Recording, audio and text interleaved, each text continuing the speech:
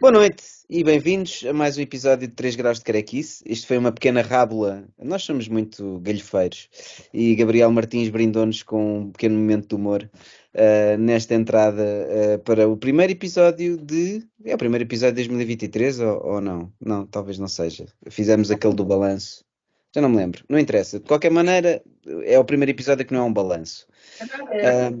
Ótima organização. Exatamente. Este é um programa, mas atenção, a organização não é a melhor, mas o espírito de sacrifício está no máximo, porque tanto eu como Pedro Moura estamos doentes e é muito possível que.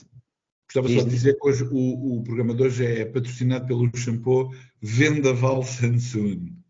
Pronto, isto é uma maneira de nos esfregar na cara que nós com nenhum tipo de shampoo ficamos assim portanto não temos, não é? Tens razão, André, é o primeiro de 2023.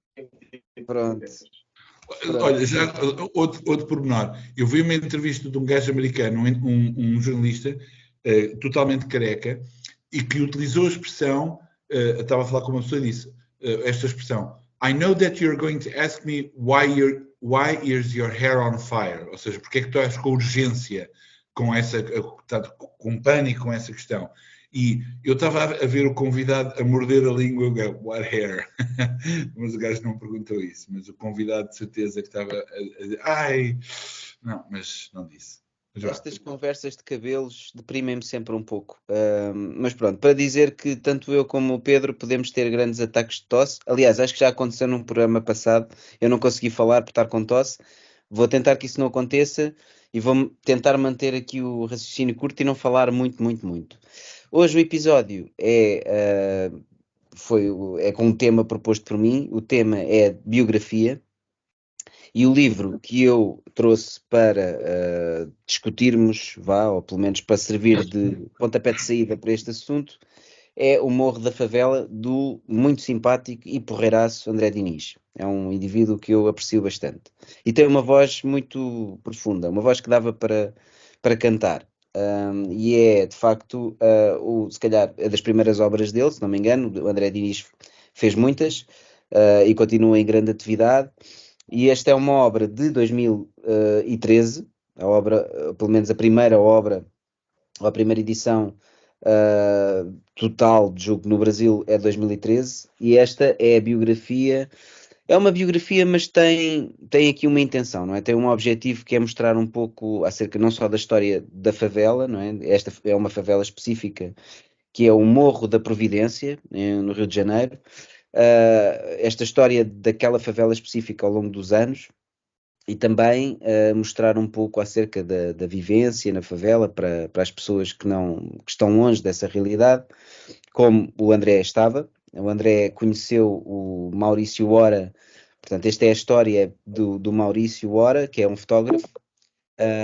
E esta história, o André teve contacto através do cunhado, etc. Conheceu e ele que nunca tinha entrado numa favela começou a visitar, a conhecer as pessoas, a ver os locais e aos poucos a contar não só a história de vida deste Maurício Ora, como também a ter aqui algumas considerações e algumas reflexões acerca do que é viver numa favela, o que é que há lá verdadeiramente. É verdade que é só crime, é verdade que é só pessoas boas, é verdade que qual é a percentagem? Na verdade é mesmo muito perigoso passear pelas ruas, ou será que afinal não há problema nenhum?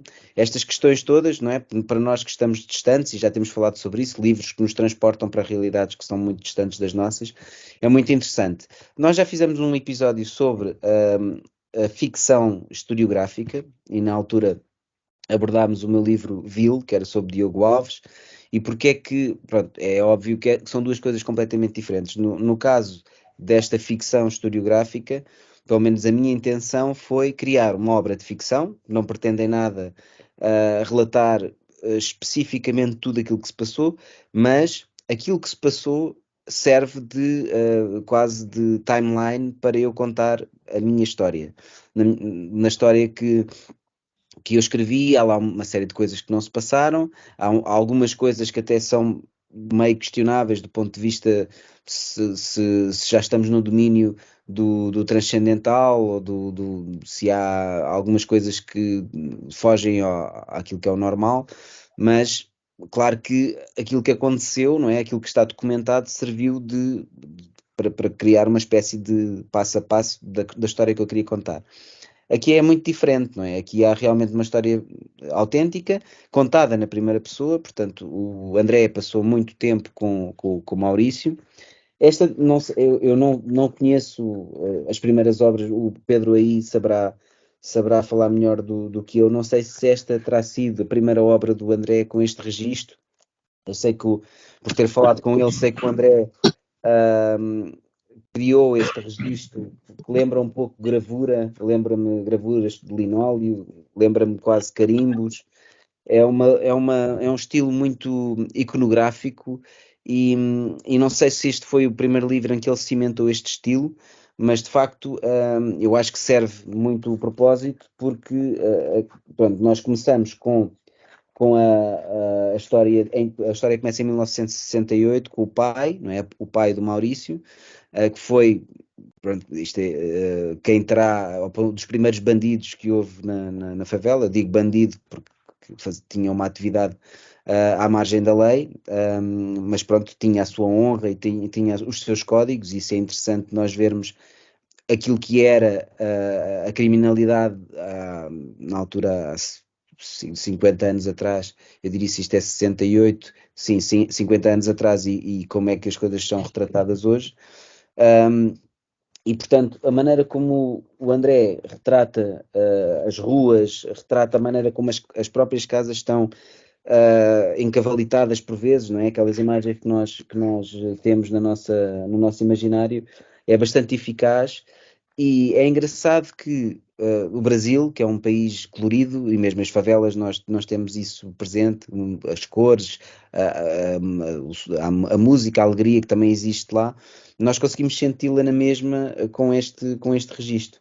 E portanto parece-me que este encontro dos dois, eu acho que daquilo que está escrito aqui no livro, parece-me que foi uma obra feita com uma grande colaboração, com uma grande interação do Maurício Ora e do André, e isso sente-se sente-se essa sinergia de uma forma muito positiva no livro.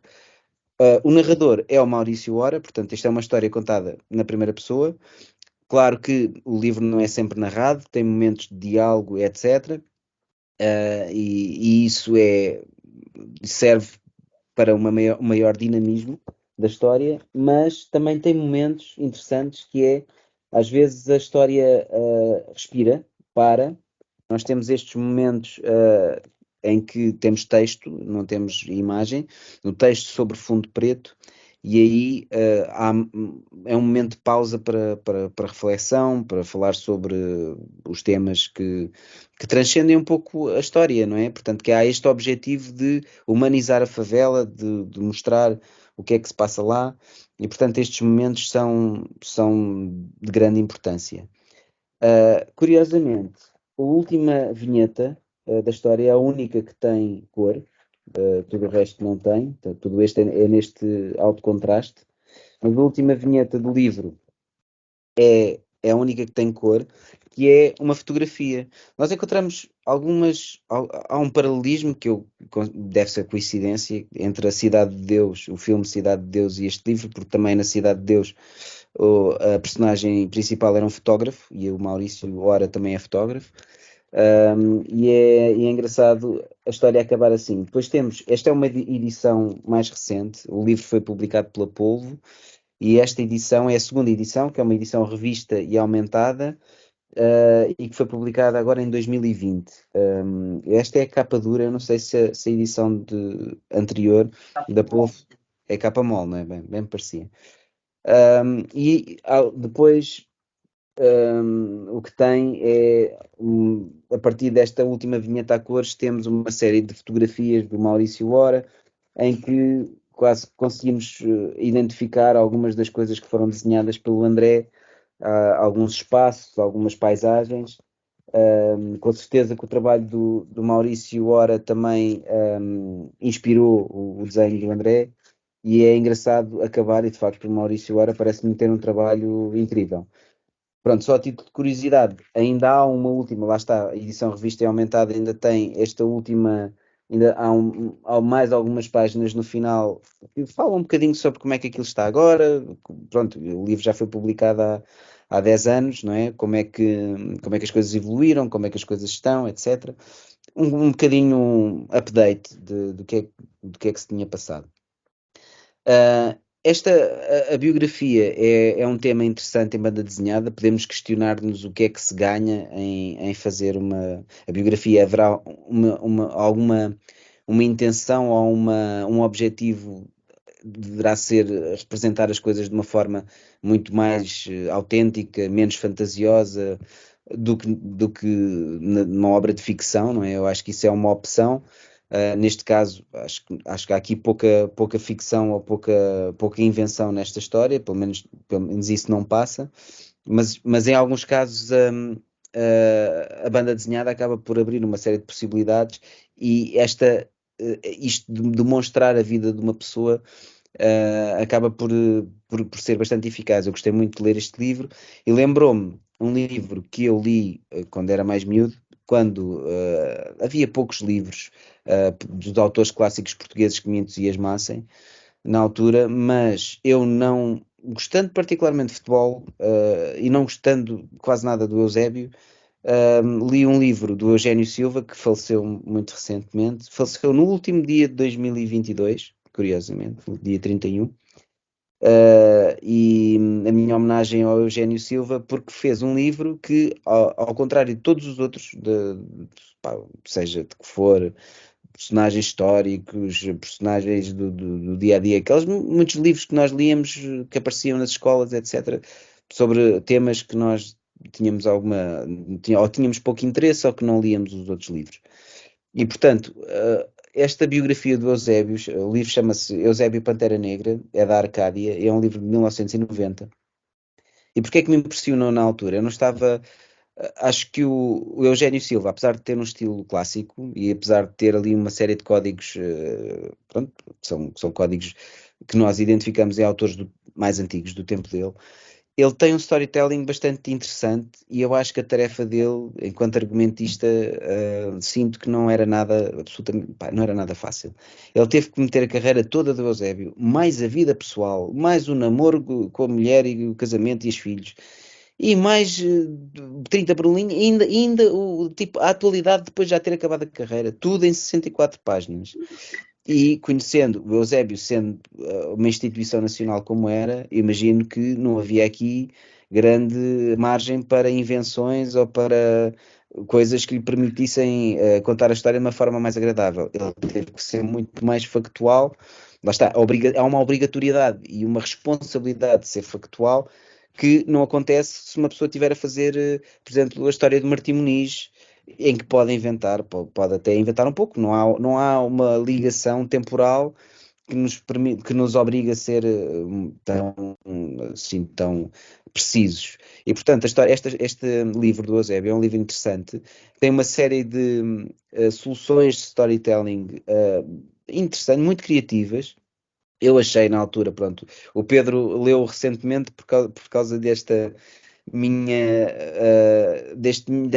ligação algo nostálgica a este livro, que eu, como é óbvio, continuo ainda e sempre a viver no meio de caixas de cartão. Portanto, eu neste momento tenho uma vida que deveria chamar, eu deveria chamar a CMTV cá a casa, que é para testemunharem isto. Acho que nenhum ser Tens que humano escrever uma canção como a Linda de Souza, que também faleceu há pouco tempo. faleceu recentemente, está tudo a falecer.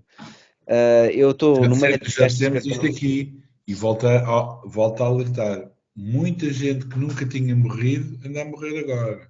E as pessoas não prestam atenção a isto. E mais, eu tenho muitas caixas de cartão em casa. Isto é um perigo, mesmo a nível de saúde. Portanto, eu não sei onde é que estão os meus livros. Este aqui tenho a sorte de saber onde estava, e foi por isso que eu fui buscar. Não sei onde é que está o livro do Eusébio, Não o pude reler, mas tenho presente. Eu acho que uma pequena pesquisa na net, de algumas pranchas, percebes aquilo que eu estou a dizer. Acho que o livro realmente está bem feito, pá, é muito difícil. São 64 páginas, tem que se pôr de lado desde a da Gênese, desde o início em que o Eusébio está a jogar a bola em Lourenço Marques até ao pós-carreira. Pá, o livro está bem feito e eu acho que a maneira como o Eugénio Silva arranjou para contar a história era algo que eu não achava que fosse assim tão comum entre os autores portugueses na altura. Pronto, isto tudo para quê? Para dizer que são dois bons exemplos, para mim, são dois bons exemplos de biografia em banda desenhada, que acho que as soluções de storytelling, as soluções narrativas e as soluções gráficas podem contribuir para que a história das personagens, ou a história dos lugares, ou a história dos episódios sejam contadas de uma forma ainda mais enriquecedora, porque joga com as emoções. Acho que a colaboração ou a proximidade entre o autor e a personagem, se estiver ainda viva, funciona, porque eu acho que a banda desenhada é sempre um processo de colaboração que eu acho que é muito enriquecedor, para mim, pelo menos. Aliás, não só a banda desenhada, mas é aquela que eu conheço melhor. Mas eu, pronto, normalmente quando falo disto estou a falar entre argumentista e desenhador. Aqui é entre o biógrafo e a personalidade em questão. E, portanto, o que é que eu tenho mais a dizer? Ok. Há aqui só uma questão que é, pronto, é a tal coisa de haver às vezes alguns episódios que, e eu se calhar retrato-me em que aconteceram, ou imagina que episódios foram importantes para a personalidade, ou que aconteceram que ele acha importante colocar, e que às vezes não funcionam tão bem quando se está a contar a história. Eu lembro-me que o primeiro livro que escrevi foi um livro editado pela BDteca de Beja, chama-se Há Sempre um Elétrico que Espera por Mim. Foi um livro dedicado ao meu avô, e eu lembro, e havia episódios da vida do meu avô que eu queria lá colocar.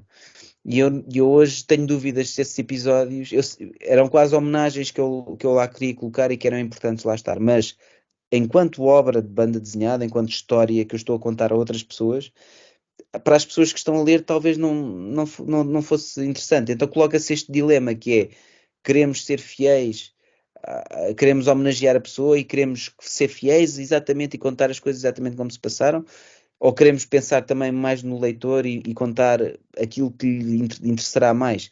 Eu falei disso no Companheiros da Penumbra, que houve lá alguns episódios, que não tenho dúvida nenhuma que aconteceram, mas para mim, leitor, eu se calhar teria de lá ter estado. Para achar assim engraçados ou curiosos, não sei.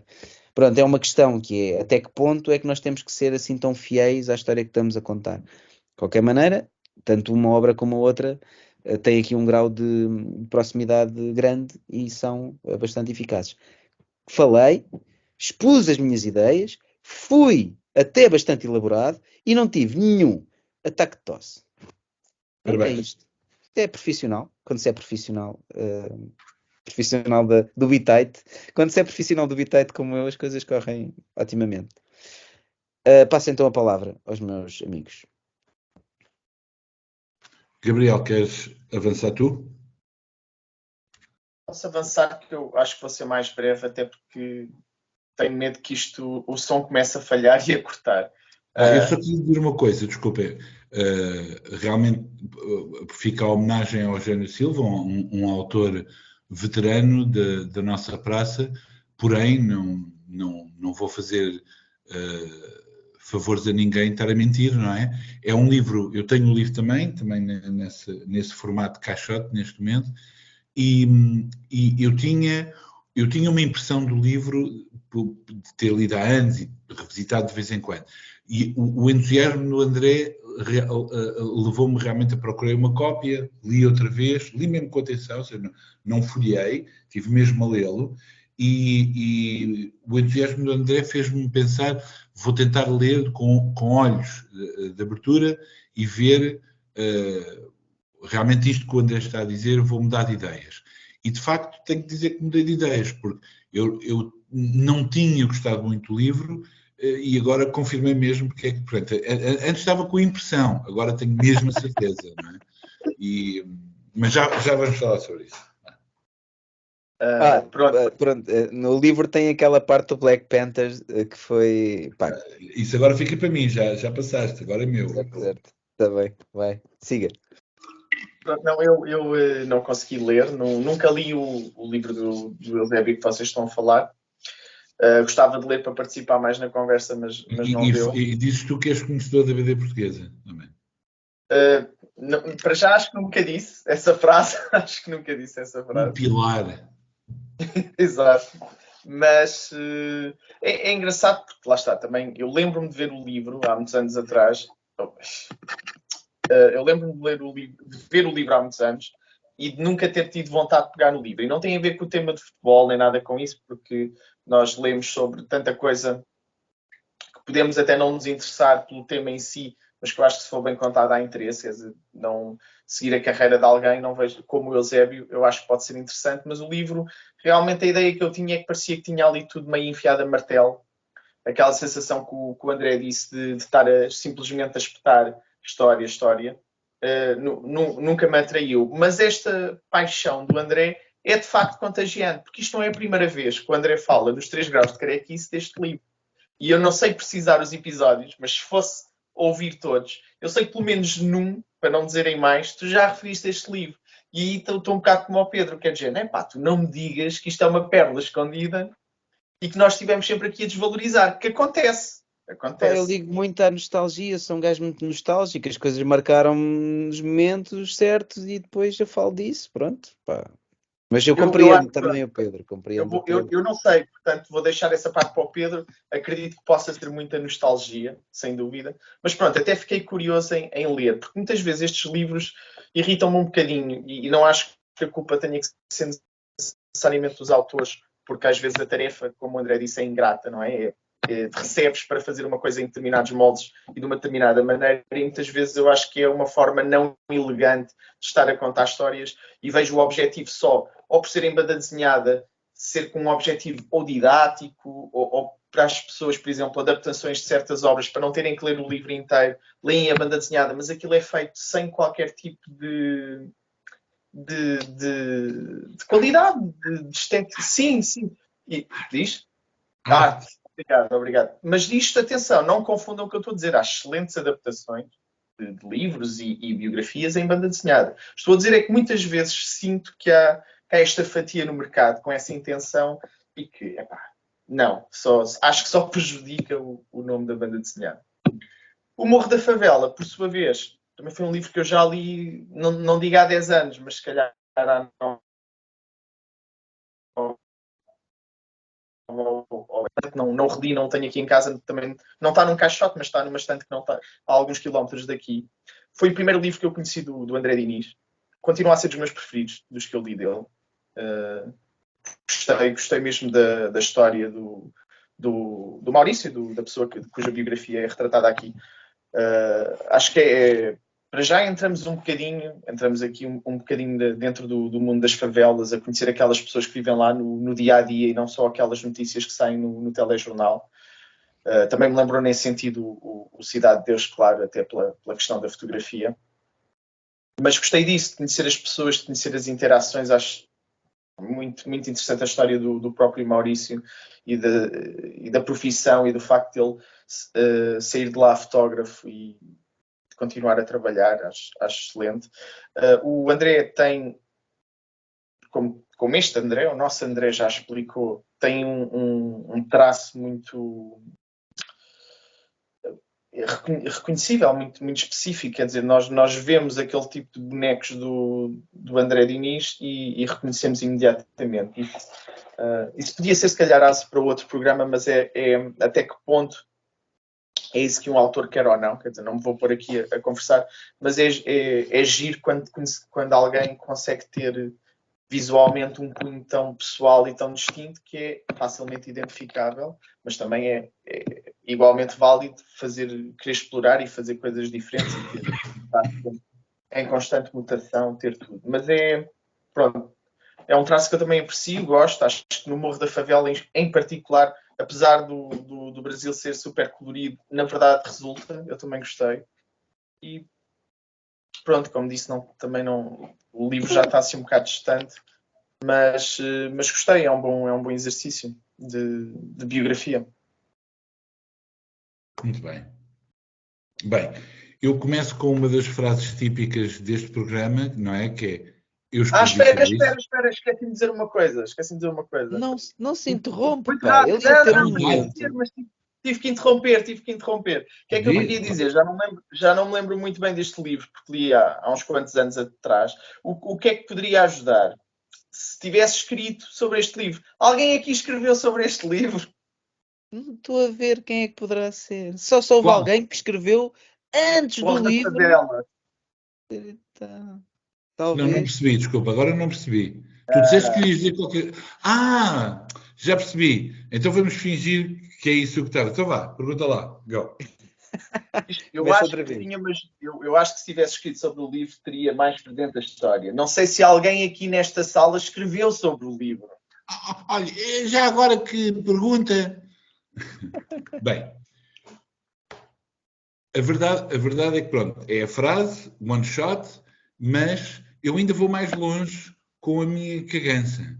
É que eu escrevi sobre este livro em 2012, abril de 2012, na sua edição brasileira da Barba Negra. Ou seja, por um acaso, ou seja, eu não tenho capacidade de adivinhar o que é que vai ser publicado em Portugal. E não se esqueçam, nessa altura não havia ainda, portanto, aquela coleção que a Polvo tem, excelente, do quadrinho brasileiro, não é?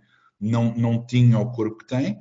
Eu não quero arriscar, mas eu penso que o Morro da Favela foi até o primeiro livro que entrou nessa estratégia, digamos assim, mas eu falei do livro antes disso, sem haver qualquer contacto, nem com o André, obviamente, com o autor, eu não conhecia, nem com a editora. Aliás, eu conheci o André Diniz pessoalmente, porque mais tarde, quando eu organizei uma exposição de autores brasileiros na Amadora, eu incluí o André Diniz e esse livro, em coordenação precisamente com a editora, porque o livro estava disponível, e porque o André estava a responder com esse livro precisamente a alguns dos pontos principais da exposição que eu queria montar. Portanto, isto é só para ver que nunca fui uma pessoa de escrever simplesmente do que existia, sempre procurei um bocadinho ir mais longe. Hoje não escrevo com a mesma intensidade e velocidade, não tenho esse vagar, mas é importante quando uma pessoa, digamos assim, procura criar realmente algum interesse crítico por uma área, é bom que se denote essa atenção um bocadinho mais alargada, e eu penso que está validada essas minhas apostas no passado. Provavelmente aquelas que, como eu não sou tão ativo agora, já não posso vangloriar-me disso, mas fico orgulhoso, digamos assim, de ter conseguido isso. Portanto, give me the fucking medal. Parabéns. Sim, eu por acaso encontrei aqui na net, houve alguém que escreveu sobre o livro antes, quando o André Diniz ainda o tinha escrito num guardanapo, muito antes de Pedro Moura, muito antes da edição da Barba Negra. Quem é que escreveu isso? Deve ter sido... Pronto. Agora é que foste apanhado, Gabriel. Inventa um nome rápido. Sim. Exato. Não, no Brasil, obviamente que no Brasil há muita recepção, sem dúvida. Bom, não interessa. A questão é que eu não quero, obviamente não vou pôr-me a ler o livro, mas alguns dos aspectos que descrevo lá, digamos, vêm a resposta a alguns dos desafios que vocês falaram. Por exemplo, vocês falam do estilo do desenho, eu faço uma comparação muito direta, porque acho mesmo que, apesar deste estilo, aliás, muito estilizado, de recortes, etc., recorda muito alguns dos desenhos que são feitos em recortes, etc., que são muito típicos de uma ilustração típica da chamada literatura de cordel brasileira, que eram revistinhas com pequenos contos, e há mesmo uma linha de arte popular que tem esta abordagem. Portanto, eu presumo que esta fase do trabalho do André que também trabalhou como ilustrador, etc., para outras obras de outras pessoas, escrevia com outros, quer dizer, ele começou, digamos assim, com muita produção, mas este é um dos primeiros livros dele a solo, e, digamos, em que preenche todo o aspecto de autoral, digamos assim, de programa autoral, mas que tem este estilo, eu penso que bebe dessas gravuras populares brasileiras. Epá, não sabia A questão... disto. Muito fixe, Diz? pá. Não Também sabia, não não sabia. sabia. E estou aqui a ver no Google e, pá, espetacular. Apetece-me ter isto. Apetece-me comprar estes livros. Pois. Muito giro. Tipo, livros pequeninos, não é? É o que dá, é o intelectualoide. Olha o pseudo-intelectualoide. Não, o gajo é Por isso é que eu aqui estou. O gajo até Eu estou. é bom. Hoje já aprendi uma cena, hoje já aprendi uma coisa muito interessante. Ei, E Ganapita. todos aqueles que nos ouvem, aconselho a irem ao Google ver, pá, porque isto é mesmo giro. Pronto. Bom, mas outra coisa, eu fui ver o Eusébio agora, com todo o respeito, obviamente, para o livro do Eusébio, foi feito em 1990 e foi feito num tempo com um programa editorial e dentro de um contexto de produção portuguesa, e como muito bem disse o Gabriel, as biografias eram utilizadas principalmente com um objetivo didático, não é? Ou seja, neste caso são muito parecidas, como o Gabriel também disse, a biografia é muito parecida com a adaptação literária. Quer dizer, é menos importante até o trabalho autoral sobre a matéria em si, que já é pré-existente, ou é a vida de uma pessoa, ou é um texto literário, é mais importante o transformar aquilo num texto, digamos assim, facilmente digerível, para rapidamente chegar, digamos, aos factos que possam ser depois utilizados na cultura geral ou na escola. Por isso é que a maior parte das adaptações e das biografias, na esmagadora maioria da banda desenhada portuguesa até esse tempo, não são particularmente boas. O Eugênio Silva tinha um sentido de composição um pouco mais interessante. Eu não deixo de olhar para aquilo. Eu, quando era miúdo, eu tinha uma coleção de vários cromos de história portuguesa e alguns deles eram cromos que, montando os cromos na caderneta, faziam uma espécie de banda desenhada, mesmo com uma história. E, aliás, e muitas das histórias que vocês conhecem que existem para aí sobre os reis portugueses dessa altura, eram exatamente, visualmente eram isso. Era uma coleção de cromos, era uma página regular, com vinhetas quadradas, retangulares e pouco mais. De vez em quando havia uma encaixada na outra, etc. A composição do Eusébio torna-se ligeiramente mais interessante porque tem aqueles pequenos brilharetes de ter os galhardetes dos símbolos do futebol, os resultados, uma tabela que sai, etc. Mas a cadência da história é um bocadinho, aconteceu isto, e depois fez isto, e depois fez aquilo, e depois passou aquilo, e depois fez assim. Ou seja, há um bom ritmo de cada página. Existem algumas tentativas em mostrar pequenos episódios um bocadinho mais humanos, o puto a jogar à bola, a discussão com a mãe, mas essas coisas rapidamente desaparecem para haver uma grande catadupa de informação. Portanto, é um livro que, muito sinceramente, olhando hoje para trás, é um bocado chato. Não é? É um livro que esteticamente não me parece que tenha grande salvação face às revoluções e às transformações estéticas que apareceram depois. Que são devido à emergência, eu diria, sobretudo da banda desenhada autoral, autobiográfica. Ou seja, a partir do momento em que nós temos muita autobiografia, digamos, começa ligeiramente nos anos 60, depois nos anos 70, ou anos 80, e depois, pumba, nos anos 90 é mesmo sempre a abrir, e com toda a espécie de... Ou seja, já não era apenas as pessoas modelares da sociedade, digamos assim, mas há de toda a gente, de todas as pessoas, de todas as identidades, e ainda bem, digo isto como um ponto de grande conquista, começa a haver autobiografias muito variadas que começam também a influenciar os autores a, quando têm um projeto destes, fazerem um trabalho também interessante nesse sentido, não é?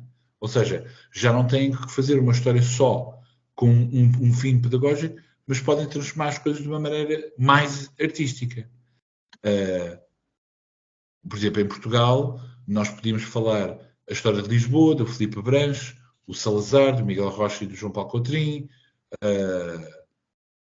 que muito sinceramente me parecem, por exemplo, 2 bons exemplos de livros que têm um objetivo de contar algo que tem a ver com a realidade, mas contam com uma mestria e uma liberdade estética total. Não há linearidade, bem, na história de Lisboa há, óbvio, mas no Salazar não há linearidade cronológica e não sei o quê. E hoje em dia nós temos, de facto, em todo o mundo, biografias muito diversas e muito boas. Algumas mais experimentais, por exemplo, podemos lembrar-nos da biografia do Che Guevara, do Osterheld e dos Breccia, por exemplo, que é uma conquista da própria arte da banda desenhada. Temos aquela biografia do químico Fritz Haber, que eu já falei várias vezes, do Van der Mullen, que é uma biografia maravilhosa, etc. Portanto, nós de facto hoje temos acesso a trabalhos muito mais interessantes do ponto de vista visual, de estruturas narrativas, temporais, etc. E a do André inscreve-se nisso. A do André tem um outro projeto mais específico ainda, que é uma biografia, mas ao mesmo tempo é também, e eu digo isto, é uma espécie de reportagem. Ou seja, não é apenas a biografia, portanto, digamos, o objetivo não é contar uma vida apenas, mas é uma vida dedicada a uma obra artística sobre um espaço, ou seja, são vários objetos ligados entre si. Eu percebo a vossa ligação, o que é que a associação que estão a fazer à Cidade de Deus. Eu gostaria só de deixar uma outra referência, também do quadrinho brasileiro, que é um livro chamado Carolina, do João Pinheiro e da Silene Barbosa, que é uma banda desenhada também muito bonita sobre a Carolina Maria de Jesus, que era uma escritora. Eu não tenho a certeza, peço desculpa porque eu não estou assim tão familiarizado com isso, com a literatura brasileira moderna, brasileira ponto final, mas é uma das primeiras escritoras negras e é uma mulher que viveu na favela e é a literatura da favela, sobre a vida da favela. O livro dela, desculpem lá, o livro dela mais conhecido é O Quarto de Despejo. E existe um livro de banda desenhada destes 2 autores, João Pinheiro e Silene Barbosa, que é um livro muito bonito. Portanto, estes 2 livros, na minha mente, cruzam-se porque são mais ou menos, bom, claro, é a vista de uma pessoa de fora, não é um português, olhar para um livro brasileiro, um burguês, olhar para a vida da favela, mas que permite esta experiência da vida da favela como ela é vivida. Vocês falam da Cidade de Deus. E eu, no texto do Morro de Favela, falei de um livro de fotografia sobre os subúrbios de Lisboa, e um dos meus problemas, muitas vezes, em algumas das visões destes sítios, é que estas visões são feitas sempre de um ponto de vista externo. E das duas, uma, ou é moralizador, ou é castigador, ou seja, é sempre uma visão de fora, e nota-se que é de fora, entendem? E esquecem-se muitas vezes, ou seja, o interesse é tão grande em olhar objetivamente a criação da cidade e como é que foi feita, é uma visão tão superior, que acabamos por esquecer que são pessoas que vivem ali e que todos os dias elas têm uma vida diária que provavelmente é a coisa mais banal do mundo e precisam de comprar uma frigideira, hoje o arroz ficou mal cozido. E às vezes são essas pequenas histórias que tornam essa experiência mais interessante. Esse outro pode ser mais ou menos afastado de nós, mas aquilo que queremos ver é o lado humano, que é exatamente aquilo que nos aproxima. E o André aí, penso que utilizou muito bem a matéria que utilizou, faz um trabalho fascinante, não é? Faz um trabalho mesmo muito bom, e o Morro da Favela, de facto, continua a ser... Isto é um bocado aborrecido dizer a um autor, não é? Mas o impacto que o livro teve, se calhar é um bocado difícil. Há outros livros que eu gosto do André, há uma hierarquia, mas o Morro da Favela vai sempre ocupar um nicho muito especial. É inevitável isso, não é? Portanto, ele foi fazendo muitos outros livros, Matei o Meu Pai e Achei Estranho, Os Idiotas, etc. Mas o Morro da Favela tem esse lado. E isso, por exemplo, é uma das coisas que eu acho que as tais biografias pedagógicas e a do Eusébio tem a falta disso. Não há nenhum momento, por exemplo, não há nenhuma vinheta em silêncio no Eusébio. Não há tempo. Não há tempo, não há espaço. Pois Por puder. exemplo, Não há espaço. uma das Então, melhores biografias que eu já li é uma coisa em 3 volumes, que é o March, sobre o John Lewis, o congressista americano negro que morreu há pouco tempo e que acompanhou o Martin Luther King na marcha. E é um livro dedicado à vida dele, desde miúdo, etc. E até ganhou um prémio de escritor. Aliás, até é conhecido o discurso dele, porque é um discurso super emotivo em que ele desfaz em lágrimas, que ele lembra-se que quando tinha 14 ou 16 anos, tentou arranjar um cartão de biblioteca, na biblioteca da cidade onde vivia, e disseram na biblioteca, não podes, porque só brancos é que podem ter o cartão da biblioteca. E ele agora estava a ganhar um prémio de literatura. Portanto, algumas coisas conquistaram nos Estados Unidos. E essa biografia do Lewis mostra muitas vezes momentos, sabem, de espera. Estamos a ver uma vinheta em que ele está à espera de uma coisa e mais uma vinheta e estamos a ver o tempo a passar. Não é uma sucessão de cromos de informação. Por exemplo, a esmagadora maioria das biografias, isto parece que estou a falar mal dos autores que já não estão entre nós, mas eu quase inevitavelmente, eu vejo estas biografias, a primeira vinheta vai dizer Benavente, 18 de novembro de 1878, e vemos uma casa. Segunda vinheta. Oh, Dona Marília, que belo filho lhe nasceu. Pronto, vou chamá-lo José. Oh, o poeta José de Alencar, quando tinha 5 anos, mostrou o seu jeito para as letras. Pronto, é logo. Ou seja, este tipo de agiografias e mitografias é muito fácil de fazer. Arrota-se e esta fórmula sai imediatamente. E por isso é uma seca descomunal ver essas estratégias. Tenho dito. eu acho, daí o Eusébio ser diferente, pois o Eusébio não começa com ele a nascer, começa com ele a jogar a bola, portanto, tomem lá. Não, mas claro, eu compreendo, eu percebo. Epá, É aquilo um às tantas, pontapé na trompa de falópio. exatamente, aquilo, pá, eu percebo, pá, eu também, é assim, verdade seja dita que aquilo que o Pedro fez eu não faço há, se calhar, quase 30 anos, né? Que é reler o livro. Mas pronto, de qualquer maneira, eu só acho que deveria ser muito complicado fazer uma banda desenhada do Eusébio, na altura, pá, pronto, nos anos 90, o Eusébio já não era jogador, mas era o ídolo, não é? Era o Benfica, tipo, aquilo era uma cena, pá, eu imagino que ele terá tido muito controle, ou deve ter Sabes até que eu tenho acompanhado família perto de Aveiro, portanto, Eusébio, jogador do Beira-Mar, jogou no Beira-Mar. Beira-Mar, sim. Jogou no Beira-Mar, na União de Tomar, etc. Pronto, eu sei isto porque li a biografia, li a banda desenhada.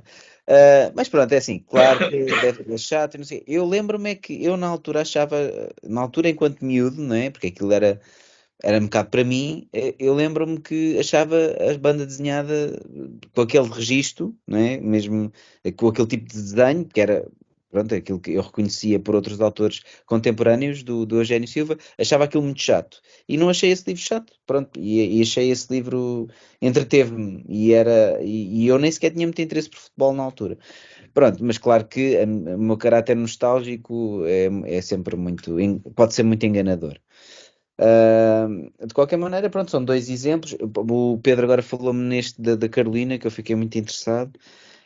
Acho que devia ser as editoras nacionais, se calhar podiam olhar para isto, não me importava nada de.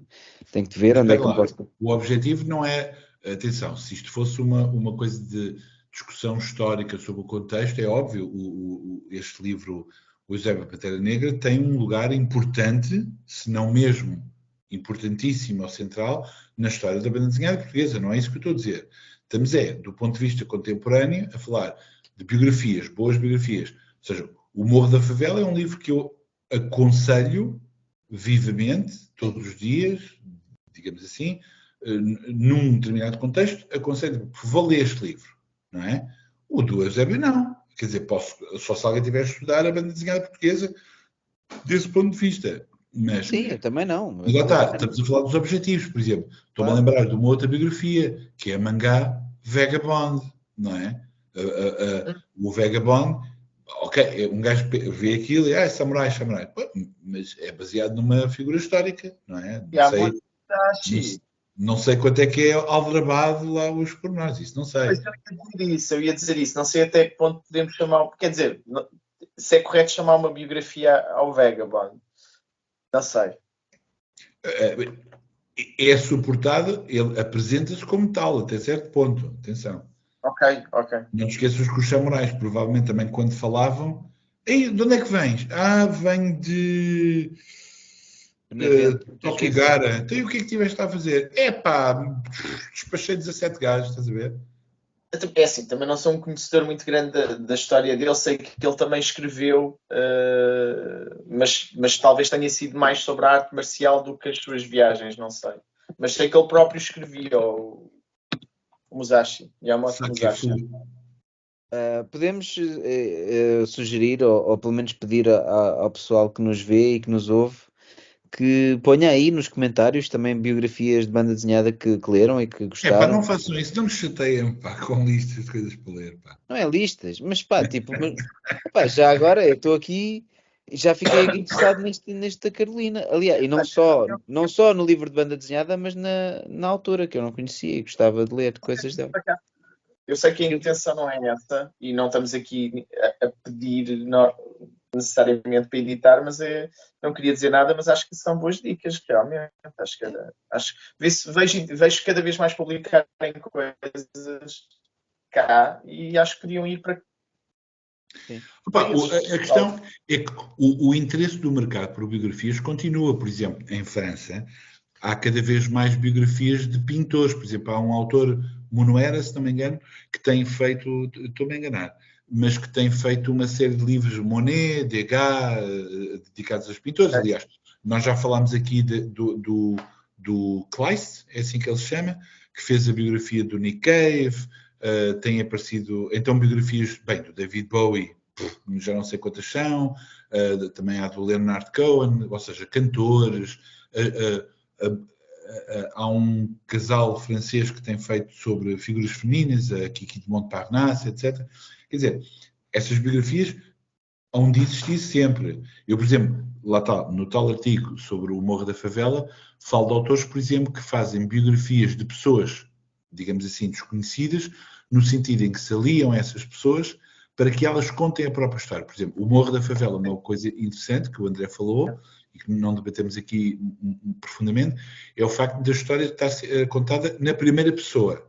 Portanto, nós estamos a ler como se fosse uma autobiografia, apesar de não ser. E por aí eu dava o maior exemplo, que é o La Guerre d'Alain, do Emmanuel Guibert, em que nós estamos a ler a autobiografia de um homem, mas não é ele que desenha, nem ele que construiu a história. Ou seja, é um autor de banda desenhada que se presta a transformar-se num instrumento da voz de uma outra pessoa. Ou seja, essa pessoa partilhou as informações e ele é que molda. Agora, e isso é que leva a uma discussão. É autobiografia, não é? Em que medida é que é uma... É muito interessante a dinâmica pessoal que há no Arte de Voar, por ser o filho a contar a biografia do pai. Claro. Na pessoa do pai. Tem uma dinâmica ali pessoal, emocional muito interessante. Mais informações, consultem a minha tese de mestrado, 7 casos de memória francófona contemporânea. O Reinhard Kleist é um autor que dedica boa parte da sua carreira a fazer biografias, não é? Porque não só o Nick Cave, como o Pedro disse, mas também o Ari Heft do Boxer, não é? E mesmo aquele outro pugilista que falei a semana passada, no episódio anterior, que primeiro assumidamente homossexual. Interessante, e pronto, no caso dele, as pessoas já cá não estão, não é? Mas também acredito que aquilo é realmente um registro muito factual daquilo que aconteceu. Eu ainda há duas, mas pronto, no meu caso se calhar estaria mais próximo daquilo que eu fiz com o Diogo Alves, mas há duas personalidades que eu gostava de ainda fazer qualquer coisa com elas. Uma delas é o Santa Camarão, que apesar de já ter havido agora um livro recentemente, mas eu acho que é uma personagem fascinante, o pugilista português Santa Camarão, E o Zé do Telhado, o Zé do Telhado. O livro também é pequeno, também acredito que dê para fazer uma Sim, coisa. não é um livro que, e também não é um livro que, pá, que explore muito a vida dele. Pá, o gajo teve uma vida. Eu li a biografia dele. Quem me arranjou essa biografia foi muito difícil de encontrar, por acaso. Era um livro específico, que foi o Marcos Farrajota que me fez o favor de me arranjar isso e estive a ler a biografia, pá, e realmente é muito interessante. E é uma personagem que pouca gente conhece, se calhar mais depressa conhecem o Belarmino por causa do filme português, do que propriamente o Santa Camarão. E o Santa Camarão era um gigante. Barbearia. Hã? Desculpa? Ou por causa da barbearia. Sim, agora fala-se mais na barbearia, mas Não, o filme é um filme. em relação ao Santa Camarão, só queria dizer, realmente era uma personalidade desconhecida, mas depois que saiu o livro em BD, continua uma Sim, fala-se personalidade. mais. Pá, mas mesmo Não, assim. estava a brincar, continua uma personalidade. Continua. Epá, ao menos falou-se durante naquela altura, mas acho que foi mesmo uma. Eu lembro-me do meu avô ter falado de um combate dele com o espanhol, que depois na biografia ali, em que o gajo era gigante, né? Tinha quase 2 metros, e o espanhol era pequenino e o espanhol ganhou. Mas pá, o gajo era muito interessante. E, Eu não conhecia, eu conhecia precisamente quando saiu o livro, é que descobri quem era a figura. e o Zé do Telhado também é uma personagem que, curiosamente, o Eugénio Silva também fez uma biografia do Zé do Telhado. E do Eugénio Silva, sim, disse bem.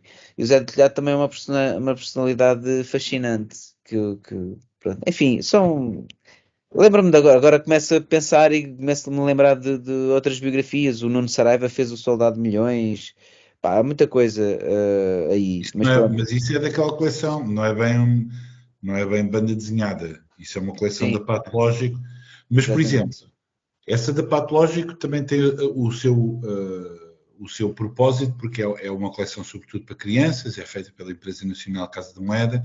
Mas, por exemplo, eis aqui uma coisa em que o Morro da Favela também é relativamente diferente, que é, lá está, as tais biografias pedagógicas eram sempre dedicadas aos grandes homens, às grandes personalidades que são homens, às grandes personalidades da história.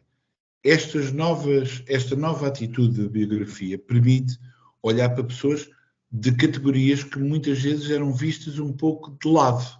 Ou seja, o ter atenção, por exemplo, a mulheres, a minorias, a escritores, digamos assim, marginalizados, ou seja, o que for, ou até a pessoas comuns que possam, de repente, emergir como o ter atenção para com uma pessoa que não é particularmente importante, digamos assim, numa coisa qualquer, pode ser interessante como retrato de uma sociedade num determinado tempo. Portanto, estas atitudes também são mais abrangentes, mais democráticas, etc.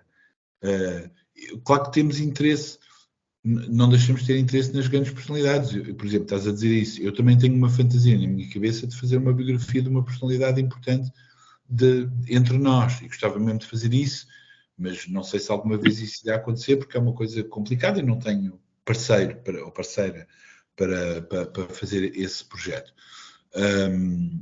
Mas acho que seja quem for que se lance a esses projetos, lance com uma vontade de contar uma história de uma maneira, de facto, epá, mais interessante do que, digamos, a chapa 5 da Wikipédia. Pronto, é só isso. Sim, não é tanto aquilo, não é inventar coisas, é realmente storytelling, é um exercício narrativo de como é que se conta uma Não, coisa. desculpa, discordo completamente. É inventar coisas.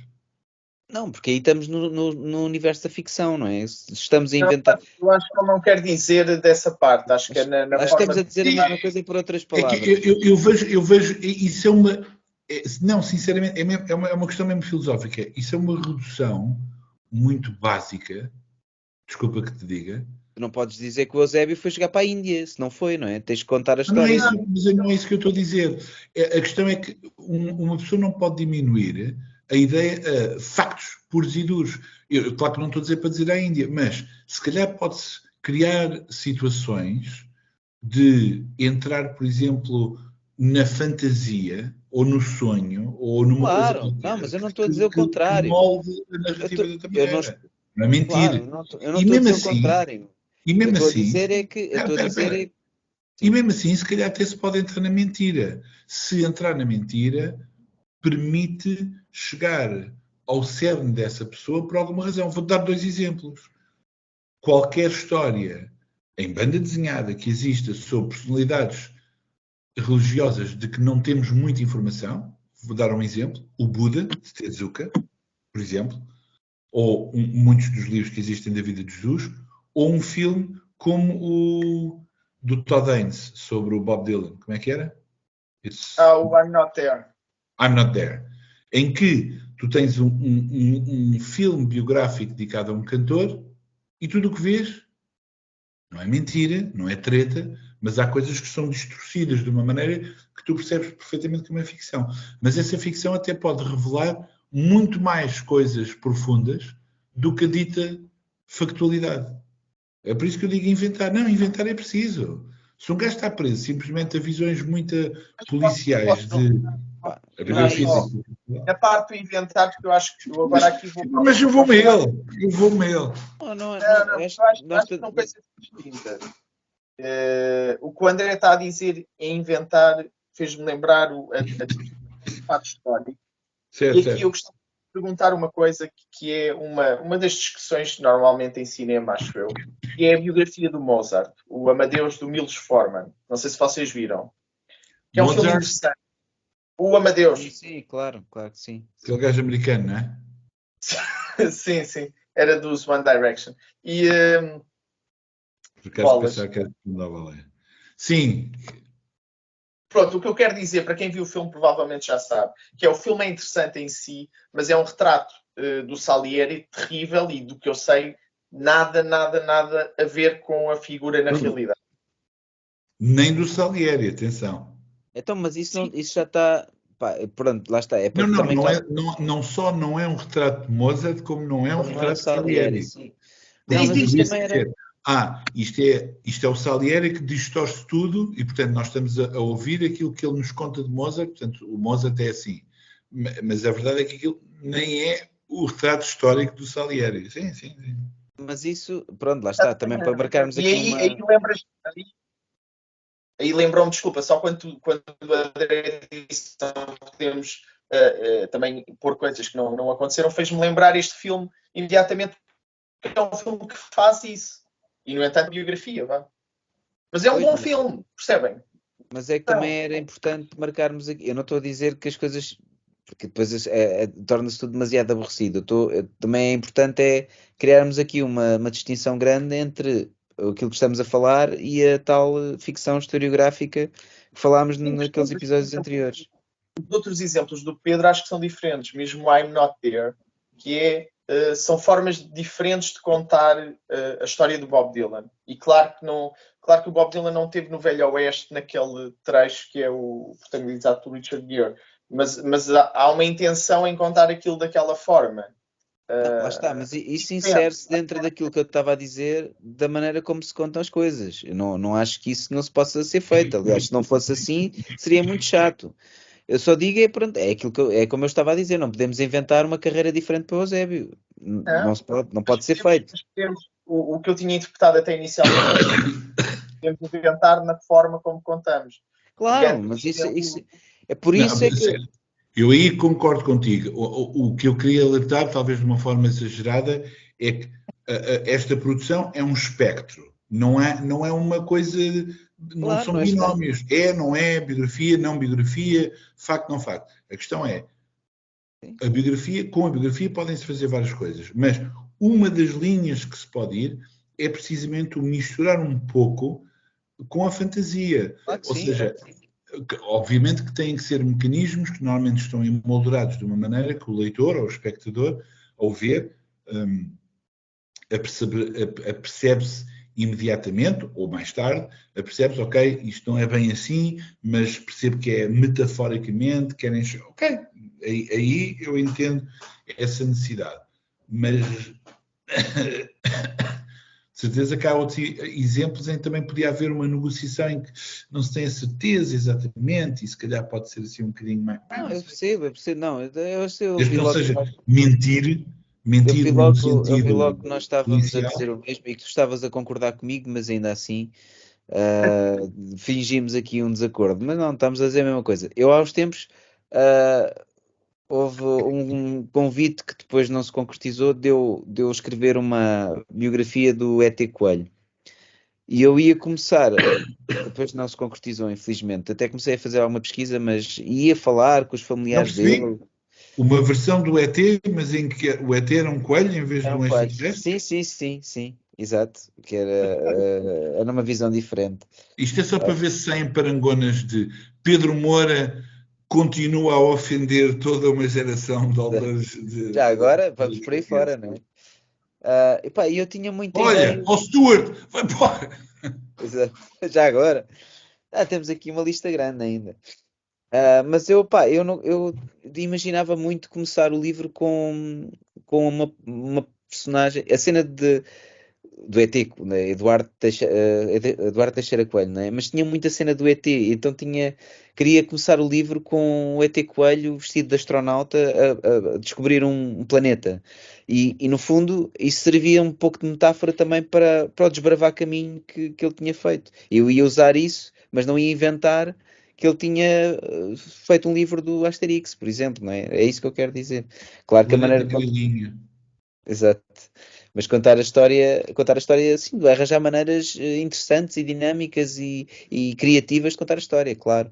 Isso é fundamental, porque senão, pá, um gajo adormece. Se for uma coisa estranha. Mas agora queremos Não só saber porque é adormece, que o mas convite. Espera, eu agora quero saber se o convite caiu precisamente porque na reunião com os eu editores e tenho os uma detentores, ideia. disse, olha, Eu eu estava a tenho uma pensar que ideia. desacou o astronauta. E as pessoas assim, como é que vamos fazer isso? Então, Desculpe, então pronto. Então, olha, esqueça. depois a gente telefona, a gente depois liga. Olha, como é que descobriste? Como é que descobriste que foi isso? A gente depois telefona. E eu nem tenho o meu número. Já tem como. Acho que o que o Pedro queria dizer, mas ele que era o facto de estarmos precisamente a Olha que a banda falar. desenhada é uma coisa séria, eu não admito que meta astronautas. Olha, vai-se embora mais os seus astronautas, pá. Este gajo é maluco. Porra. Porquê que raios é que. Temos que ir buscar aquele Gabriel Martins. Temos que o tirar de Benavente e trazê-lo para aqui. As pessoas vão pensar que eu moro em Benavente, mas podem me encontrar lá de vez em quando. Ok. Eu estava a tentar. Não, eu estava a tentar falar de sério. O que acho que o Pedro queria dizer era por estarmos a falar precisamente do género da biografia e de às vezes parecer que por causa disso que pode ser uma prisão em termos de fórmulas e não tem de ser. Acho que era isso, pá, Pedro. Não, senão toda a gente faria a biografia, seria quase igual, toda a gente faria coisas muito parecidas, não é? Tipo, não interessava o autor que fizesse, se não E houvesse uma depois, componente criativa. e depois há coisas interessantes no campo em que, claro, mas depois deixa de ser biografia, não é? Mas em que há um misto entre ficção historiográfica com biografia, ou que seja, foi o Pedro que me pôs a pensar nisto por causa do Todd Haynes, que faz-me lembrar o Velvet Goldmine, em que ele idealiza e fantasia uma história de amor, um romance entre o David Bowie e o Iggy Pop, mas aquilo nunca aconteceu, nem as personagens se chamam David Bowie nem Iggy Pop, mas tu percebes claramente que são. E aquilo é uma fantasia, inspirada numa realidade e num tempo, e numa época e numa música. Pronto. Exatamente, é isso. Olha, Que e engraçado, é porque uma das coisas que eu mais gostava de fazer era um filme musical, mas em reggae, sobre o Platão. e é conhecido o teu amor pelo reggae, assim Mas como o sobre meu Platão, apreço. sobre a vida de Platão. Exatamente, olha. E por que não um reggaeton? República. Um reggaeton sobre Sócrates, que ia logo a seguir. É já. E mesmo assim, acho que há uma diferença Olha, entre reggae e reggaeton. Mas pronto. Pois há. vamos. Reggaeton é Não, muito isso não melhor. vale a pena. Isso é muito subtil o Exato. André conseguir. Olha, o Olha, que é que vamos estão a aos. ler? Exato. Olha, eu só vou falar de uma coisa muito rápida. Não é bem um livro de banda desenhada, mas é uma coisa sobre a qual quererei escrever. Pedro Moura vai falar É sobre. Não. o novo livro do. Não é um livro, é uma pequena publicação do Miguel Carneiro, autor da Oficina Arara e que foi membro da Mula, do coletivo Mula, de Grandes Saudades, e é uma coleção de pinturas feita num registro de risografia, portanto chama-se Ex-Votos para o século XXI, Ex-Votos, e portanto são uma série de pósteres como se fossem de promessas ou necessidades religiosas para o século XXI. Por exemplo, vou-vos só ler alguns dos títulos, que são bastante explicativos. Segunda-feira começa bem a semana. E é verdade. Talvez amanhã. Por exemplo, talvez amanhã está normalmente escrito sempre na minha testa, que é que sempre que eu tenho que fazer uma coisa, penso sempre. Talvez amanhã. Há sempre tempo. É capaz de ser sempre o Enfim. dia. E é um livro muito, é uma coisa e espero escrever em breve. Olha, eu acho que podiam fazer uma nova edição desse livro com o audiobook com o Pedro Moura a narrar, porque eu gostei deste momento, gostei muito. Estou um bocado rouco, não sei se esta Não, mas não faz sério, acho que Mas a resulta rouquidão melhor. é essencial. A rouquidão é essencial. Muito bem. Então e tu, Gabriel? O que é que estás a Nós todos somos uma... Não dos poucos. Não dos poucos. Antes poucos que poucos. Não tenho livros para mostrar. Estas referências para... Ando a ler, ando sempre a ler qualquer coisa, coisas poucas. Epá, mas isso não é BD. Não é BD agora. Não estás a ler BD? Olha lá, espera aí. Vou ler algo. Não percebi. Está lá liar, mas leão em inglês não é L-I-O-N? Compram estes livros, estas versões manhosas, pá. Claro que depois vem tudo cheio de erros. Tipo Manhosas. Arden. Olha, eu ando muito entretido a ler o livro Na Sombra, de Príncipe Harry. Não, por acaso não ando, mas não é engraçado. Epá, vocês não acham fascinante que o livro veio, na capa, o autor é Príncipe Harry? Tipo, nem tem o nome do gajo, é tipo Príncipe Harry. Acho engraçado, tipo, Na Sombra e depois Príncipe Harry em cima. Ok. O Príncipe Harry não é aquele que é apanhado no The Hall of Horrors ou coisa assim? Pois, talvez, não sei. Peraí, o Harry Potter quantos volumes é que tem? 7, acho eu. Não é do Chamber of Secrets ou qualquer coisa assim? Na Sombra. Em qual dos episódios é que o Príncipe Harry aparece? Não sei, Gabriel é que deve ter visto isso tudo. Eu não sou o maior professor de Harry Potter. Eu li um livro do Harry Potter e os livros e os filmes também não liguei. Eu vou piscar e foi no 2. Olha, eu utilizo, passo a publicidade, o Google Chrome, ok? Mas eu também tenho alguns programas que estão instalados e que só consigo ir através do Microsoft Edge. E quando abro, ou seja, tenho estes dois browsers, quando abro o Microsoft Edge, infelizmente, tem toda aquela mural com notícias. E eu adoro ver, por exemplo, o facto de que a Patrícia Meireles já não namora com o Rui Pimentel, ou que o Presidente da Câmara teve numa festa não sei com quem. E também vejo, por exemplo, a Júlia não sei quê, uma apresentadora de televisão, que tem o lançamento com o livro do Príncipe Harry. Há um excerto. Fiquei chocada em saber que o Príncipe Harry teve, e a frase continua. Sim. Avancemos, senhores. Mas é porque tu não visitas a página do Correio da Manhã, que é o que eu faço correntemente, porque divirto-me sempre. Isso, hoje há comprimidos para isso, André. Não, às vezes divirto-me, há coisas sempre giras. Mas pronto, olha, falando a sério, estou a ler aquele calhamaço que a banda desenhada do Sapiens, que eu tinha para aqui os 2 livros, são 2 livros, estou ainda a ler o primeiro. É a única coisa de banda desenhada que estou a ler agora, mas depois também estou muito entretido também com um livro que é o John Fante. Conhecem o John Fante? Que era tipo um gajo que o Bukowski gostava muito. O Bukowski é só bobadeira, não é? Só bobadeira que eu até fico mal disposto, parece que tu te ressaca sempre que leio os livros dele. Mas depois o John Fante é um gajo de quem o Bukowski gostava muito e de também há Pinocchio, não é só bebedeira, também há Pinocchio e bebedeira. Sim, intercala. Não é? Olha, do Sapiens, ouçam o audiobook, é muito fixe. Tu curtes muito o audiobook, pá, eu nunca ouvi nenhum. Não, é rápido, eu vi um Sapiens. Desculpem. Meu Deus, pá. Escusávamos ter chegado a este É o ponto. fim. Olha, isto não é água, é o fim. Mas repara, a maneira como ele entregou, ele primeiro lançou o isco do audiobook para a gente perguntar e depois epá, mas muito bem, por acaso, o timing de comédia não foi nada mal. O Gabriel está a refletir, isto faz ficar Não, pensado. lembrei-me que ainda não tínhamos mostrado no programa, recebi no Natal e ando a ler umas coisas realmente, mas ia-te deixar acabar. Eu acho que ficaste desarmado com a piada do Pedro. Pronto, olha, é isto. Ficamos então já com algum lamiré sobre o próximo programa ou ainda não? Também eu não me dando a portar nada bem, porque eu tenho livros para ler e tenho um filme para ver e pá, está fraco. Esse sim, do grande céu. livrilhão. Gosto muito desta edição, acho muito gira, muito bonita. E continuo a ler o Tsuge também, o segundo volume editado pelo Drawn Quarterly, com as suas short stories. Este chama-se Red Flowers. Ainda vou muito no início, mas gosto muito dele. E pronto, o terceiro está quase a seguir. Ok, boa. Estamos muito na bem. contagem decrescente já.